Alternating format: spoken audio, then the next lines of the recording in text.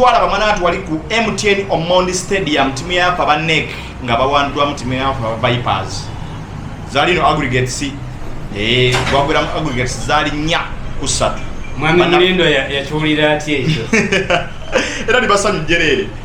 atenga ye wa Vipers ani Mulindwa Lawrence Mulindwa libasanyu jerere timu ye bekoze ki ye yawandula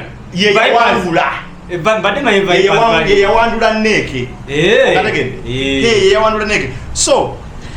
Vipers ne bayitawo ne bagenda ku mutenda gwa semi-finals then tulatimena pe aba URA nabano nga bawandula mu KCCA nawo gwali mpira munyuvu nnyo twagola kwa stadium awe Nakivubo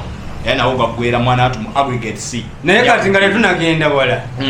nze nga wano mu Uganda ebisaawe biina amannya agankwata omubabiro ng'owulira nga baba bakyogedde ti sounding international ebisaawe biri ebi bisatu St. Mary's Stadium Hams Stadium Linda ko chi sound like Mulinya nga bwoba kyogedde atakabola ba eri ebweru waliwo the White Hart Lane Old Trafford kati wano mu Uganda ebisaawe biri ebi olone iduna siduna Uganda tulina bine amanya amalungi Masaka Recreation Ground ekyekyebwa febutyo chaka yesongala cyo changa chinege owulira Masaka Recreation Ground bogere Moses omanyi olusa chita MRG Eric Omondi Stadium okiwuliranga sounding sports St. Mary's Stadium ne Hams Stadium ebisigadde simanya atembu simanya akasawo ke bunamwaya simanya ebyo bisawe bisounding international ate Oyima City nakituka kecho kyamaanyi bakali nakolera kate Nambole kale feeling Nambole Stadium Nambole kyonna kifiri Mandela National Stadium yeninga gundi bagiyita batya standard unit naye kale bino ebigize bimeruka jukira kati ebiseera ebyo bisinga Christmas Cup bazanyiranga ku bisawe bya kyalo obusawe ngamba kati ebivuddeyo ku guno omulembe omutebi ne tubitegeera bulungi nti kati ekyo kisaawe bwekiti ne bwekiti Hams Stadium St. Mary's Stadium ekyewaffe nkyagala bwagazi naye tekiri competent nga bino tugende maaso okay then twalaba timu yana paba abakitala abanyakitala nawo twabala mwana atunga batekawo embeera kutimena pe aba express mukwano gwabanji ono bamukwata go zali 3 jogo salon bamukwata go zali 3 pira gwanyuma gwali munyuvudde ne ndula timena pe aba ala bwenkubuzizza timu yana pa aba abanji ogere lyabaki Sports Club Villa ala bankute ku mutima ayo manya njina kaka kwati the Sports Club au sibawa mugaga wayo gwenjagala goyagala obato Omalo Mandela tupulaniga tulaba ngeri tujja mukwata ku mungalo okukwata mungalo si ngamba okwata oli mungalo olenga tulaba ngeri tu meetinga tukete tu meeting kozi zenjagala nnyo kale ecosystem yengeri ja operating amujagala nnyo omwami Omalo Mandela nati yewa Mandela Mirazi yewa Kafeja Vasi yewa City Oil kati ate bwabanga ye president wa gundi wa SC Villa Jogo Salon oyo muntu manyi njagala musisinkane muko maybe tunakola ndeka tumusisinkane yetegeke tukie kale banabo twala bamwana tusimera bana ba Villa nga bawandula mutimu yabana banena ba Happy Boys FC mwana watu abanabo ne bayitawo Happy Boys je tumanye brand ye esala nedeno esala yeyo esala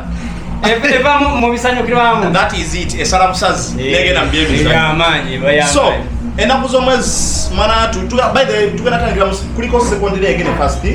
first leg era ukibera side eri so kitala abagenda ko bambala ntimena balena aba Vipers abakasota so tujja kukola mpira kujja kuba mu nyuvu then tulabi URA nga naye ayambalaga ntimena balena aba Villa kasi zenga sikiwulira yo kasi ebadi utula yeba utudde waneno timu yabana balena abagun aba kitala aise tukawo ba kitala ne utula KCCA oba kukyusa bukulembeze kijalezo no that's patron wayo katoli abuli zirinya nti kitala noli erinya express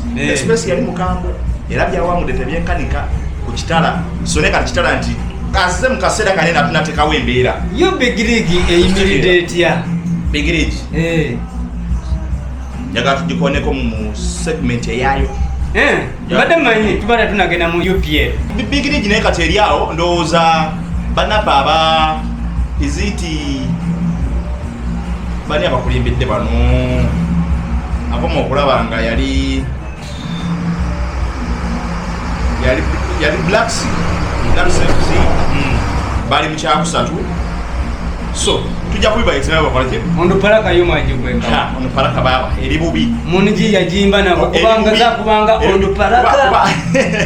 sawa zino omuntu gwenzo ganti ali bubi Ondupalaka nono gundi ono yaje ne yefumba fumbane no wejindi eri ano bwe mwirabira kyokka no yasembye Big League Mbale FC abade budetya mutwe babade doza kubiki Mbale Heroes Bale mwana tu Big League anenda gama Saba Sima so giant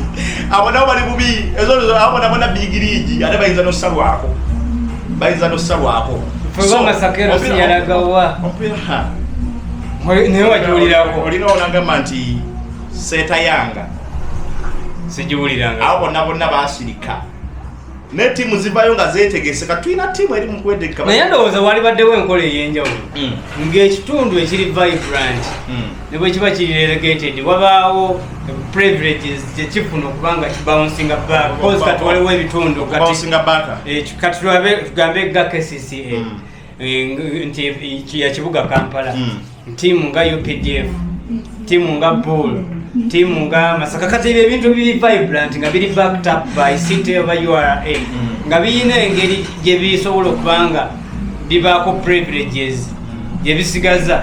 okubanga vibrance yabyesigala mu league ebanga nguzi cause kati ebanguzi mupiira omupiira olina kukozesa amaanyi sigwa kugulirira oboguliride kapiira nabaguliranga olina kuteeka mu gwenga gwe bazanyi bo brand percentage katunga quality y'abazanyi bo olina ebalina okuzimba okomewo ku level si kuteeka mu sendero baba nti bakwati kiba kitegeeza tulina kufuna administration nga teyekwata tugule abasambi tuzibe ebisaawa abasambi basasulwe okijeyo bulungi kati kiba kitegeeza FUFA ayina okukola buli kyetaagisa okubanga teams zetugamba heritage clubs nga bainvesta banyambalo gyegasire bazikola ki sebazituukiramu nga wabaawo obukwakulizo nti tiimu ng'eno okujja n'oba president waayo olina okubanga oli booti ne booti ngawo ne assurance nga ya myaka 10 okubanga tiimu eyo esigala nga binywera qualification okutuuka nti gwali ku tiimu eyo oli munywevu nga legacy si byakubeera ebisimanga obadde musuubuzi simanya nkubye akasere kange kamwaye. Yes, tuliko Homa Sports right now ne Bwana Bisa. NYCO TODAN presents is powered by the Grand Sage Technologies. Bwana Bisa. Katukome mu kitundu ekyokuna. Ndowooza tugenda okwogerera ku Premier League and Champions League era nayo semi final. Wow. Okay.